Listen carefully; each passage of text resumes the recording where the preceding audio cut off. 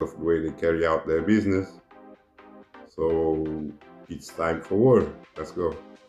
The threat China poses is real and it could be imminent. We hope not, but it certainly could be.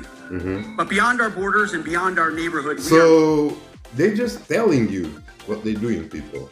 They're not asking you. You vote these people up there, and then they come and tell you that that's what's gonna be. You know, you're gonna press the button, everybody gonna drop. You know, is that the system you want to live on? Let's go. reorienting toward deterring aggression by communist China. Those who long for peace must prepare for war. And that's exactly what we're doing. That's exactly Nobody what knows what China will ultimately do, but they are preparing. And therefore, we must be ready as well. The U.S. Secretary of Defense gave an extremely hawkish speech in which he repeatedly referred to China as a threat, and he said in no uncertain terms that the U.S. military is preparing for war. I'm not exaggerating. Listen to this clip here of the U.S. Defense Secretary Pete Hegseth say that the U.S. is preparing for war, although in typical Orwellian fashion, he claims that the U.S. must prepare for war in order to achieve peace. The motto of my first platoon, first one I led, was those who long for peace. What type of God is gonna make war give you peace? To have peace, he needs to sacrifice people. He needs to have war. How do you explain that? What type of logic is that? It doesn't make sense to me. Maybe I'm the only one, but okay, let's go. Must prepare for war. And that's exactly what we're doing. We are preparing for war in order to deter war, to achieve peace through strength. So essentially, war is peace is the Totally message true. of the Trump administration's Pentagon. This has been a slogan that has been constantly repeated by Pete Hegseth. He says that Trump wants peace through strength. And he says that the U.S. empire wants to reestablish deterrence. And in the speech, Hegseth repeatedly said that Donald Trump will not hesitate to use military force if the U.S. considers it necessary. See that? That's why to you vote. use military force if the U.S. considers it necessary. President Trump said it himself last month in Riyadh and will never hesitate to wield American power swiftly and decisively if necessary. That is reestablishing deterrence. And he said if deterrence fails, then he's preparing for war. But if deterrence fails and if called upon by my commander-in-chief, we are prepared to do what the Department of Defense does best, to fight and win decisively. And Pete Hegseth gave this speech on the 31st of May at the Shangri-La Dialogue, which is a conference that is held every year in Singapore. This brings to... I think Trump is really preparing for war. Okay, he's a religio, and he can only live by war. That's why he closed a lot of things. He put a lot of people out of work. He stopped a lot of help to Africa, to other countries, help money that let a lot of people down, because he needs all these resources. He's preparing for war. That's what's going on. America is got nothing now. It's collapsed. It's on the floor, and Trump is using all the what's left over resources to start some type of war. I don't know if he's talking about China. Are they going to attack China? Can they win a war with China? When they've been there in Africa for years on end trying to capture some terrorists, and they still there? And you're gonna have a war with China, you're gonna win. Okay, let's go. In the American economy, that's that's bad. I think these shares are together already leaders sold, like, of countries from the Asia Pacific region. Now, the United States is in the Western Hemisphere, very far away from Asia, and the US is the leader of NATO, which is the North Atlantic Treaty Organization. However, the US claims to be a Pacific power, largely because the US state of Hawaii is located in the middle of the Pacific Ocean, but also because the US has militarized many countries in the Asia Pacific region, including South Korea and Japan, that have been militarily occupied by the US for over 70 years. Wow. In fact, the US Defense Secretary joked about this in his speech.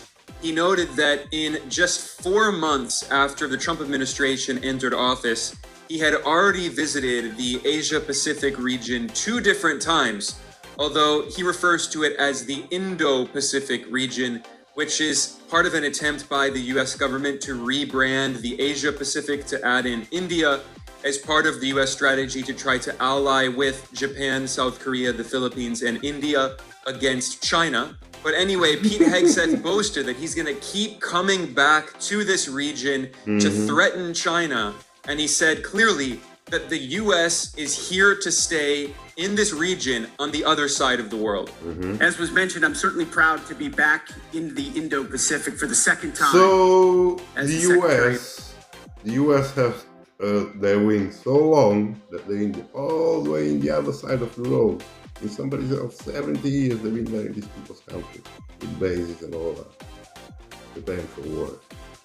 A state of constant occupation of other states and land, and you call this peace? What type of people is that? These are colonizers, man. And the problem is, it's going to affect all of us what these dudes are doing.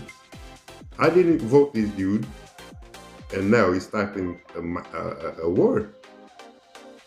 When he came around that, he was not a war, he's doing totally the opposite what he told his people that vote for him. They didn't want no war. He's doing war now, and they vote for him. Let's go. Where are his voters now? Defense. And I'm going to keep coming back and back and back again. You're stuck with me.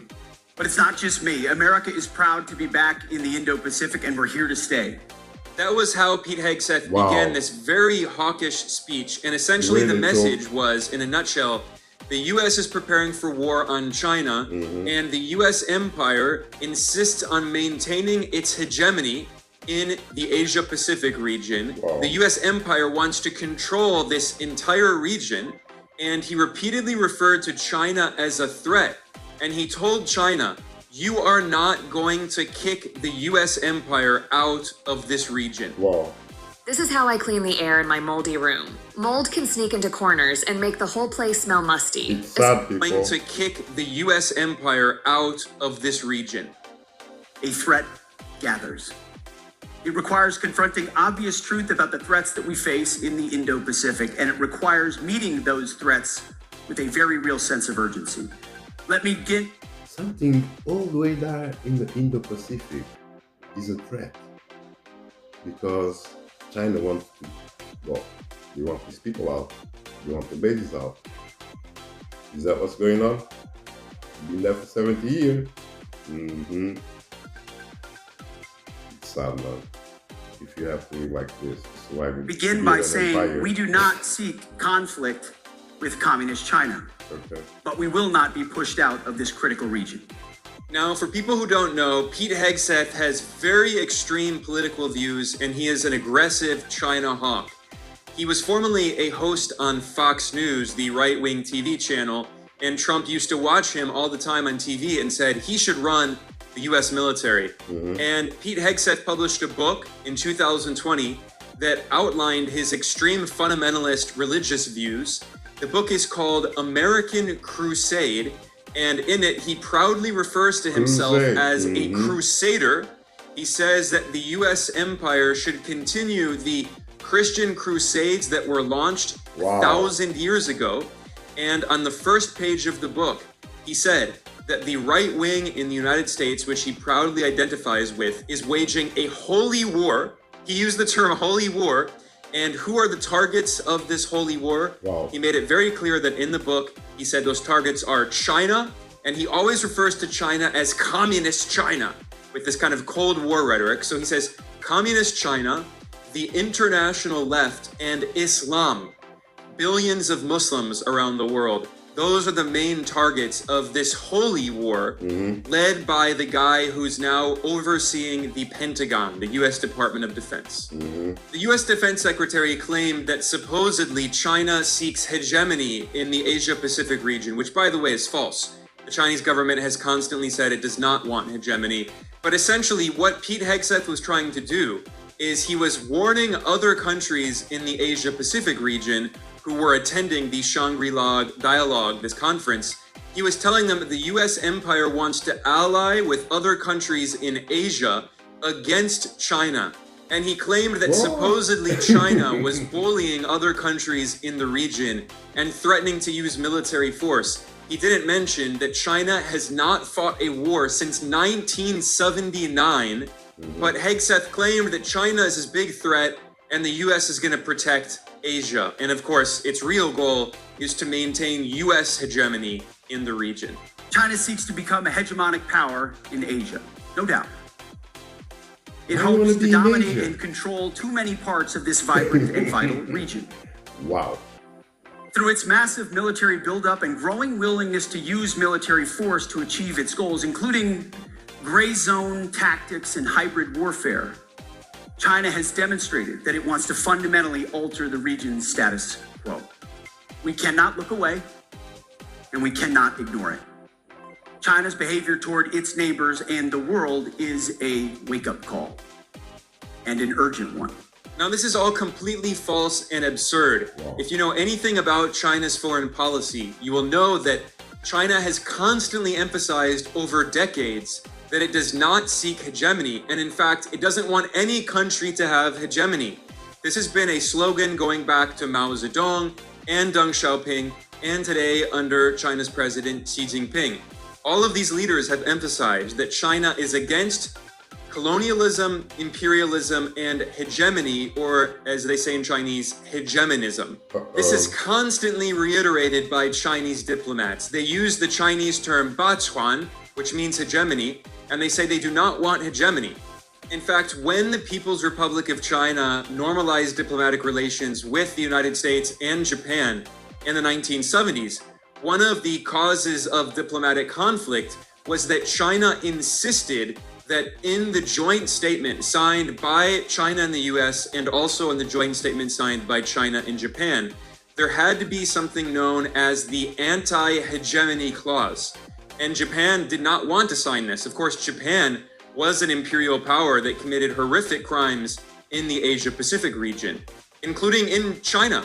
Japan colonized China and killed tens of millions of Chinese. So China has always insisted on imposing hegemony and imperialism. That is at the heart of the foreign policy of the People's Republic of China. Even some mainstream American scholars have admitted that China is not seeking hegemony. For instance, Foreign Policy magazine is one of the most elite establishment media outlets in the US, and they published an article by Stephen Walt, who's a professor of international relations at Harvard University, the elite Ivy League university, and he admitted that China does not want hegemony. And what this is really about is an attempt by the US empire to maintain its hegemony in the Asia-Pacific region. So the US is actually accusing China of what Washington wants. Washington is afraid of the fact that its hegemony is weakening. So the US is trying to pressure other countries in Asia, trying to force them to join the US in its new Cold War on China to weaken China. Welcome to your first piano lesson. Great, can't wait to learn my first. In its new Cold War on China to weaken China to try to maintain US hegemony. Right. So, and in fact, in this speech... So you vote this government, they have come with no planning on how they're going to change your economy, into a better state, how they're going to resuscitate the economy, and they all worried about the colonies because they worried about how big China is becoming and how small and irrelevant they are becoming. But they have no structure of rebuilding what they already, because the business model that they've been running for over what, 70 years, 100 years, somebody help me with that, how long they've been doing this business of colonization. Well, 400 years of slavery, as they claim, that's a long time. So this colonized business is coming to an end. Nobody want to play that game no more, and the economy is falling because of that. It's not benefiting them no more to have colonies, but they still want to press that same doctrine. Yeah, and these Christian youth even have plans to fight China, to fight Muslims, religious wars. Yeah, it's just resets. That's what religion do, man. And this dude is Trump's government. You know what I'm saying? That you know, they voted him to do this. Okay, and that's all they know. Go to war and force people to do what we want, so that our economy is gonna be staying on top. You can't stop us being colonized. Look, dude, everything comes to an end. Yeah, there's nothing in this earth that we do that one day it's not going to come to an end. It's going to come to an end because you forgot where you live. You live in a place that have time, and time goes around and catch up with you. And when it catch up with you, you got to change your way. You can't continue doing this type of business no more. Your government don't have no structure to do nothing else, to open for transformation. It's not open for transformation. He's going back trying to chase his tail. It's not gonna work. He's not going to win because his economy is already too low, and he's not making friends. He's making enemies. The way they talk and everything. These young people have no wealth. That's nothing for young people. Yeah. And other than starting a war and sending them to war, and you know what happened. Let's go. The U.S. Defense Secretary delivered at the Shangri-La Dialogue Conference in Singapore. Pete Hegseth essentially told countries in the region that they should minimize their economic relations with China. They should not trade too much with China.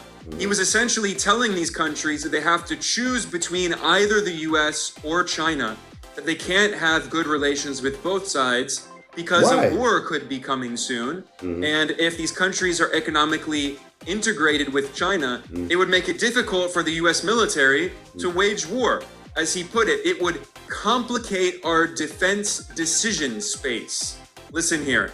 Facing these threats, we know that many countries are tempted by the idea of seeking both economic cooperation with China and defense cooperation with the United States.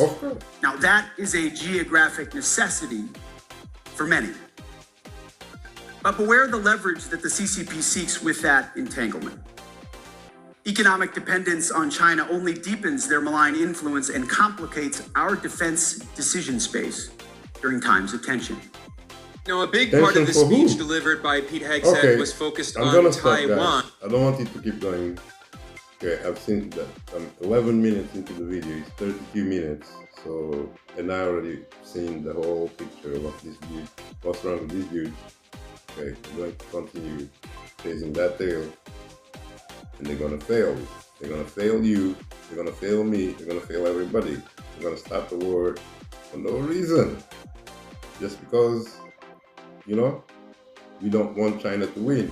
That's not a good reason for nothing. Unless that's your lifestyle and you have all this stuff you want to keep. So keep doing that. Don't say nobody warned you. Don't say you didn't read the signs, because the signs are all there. People are saying enough is enough.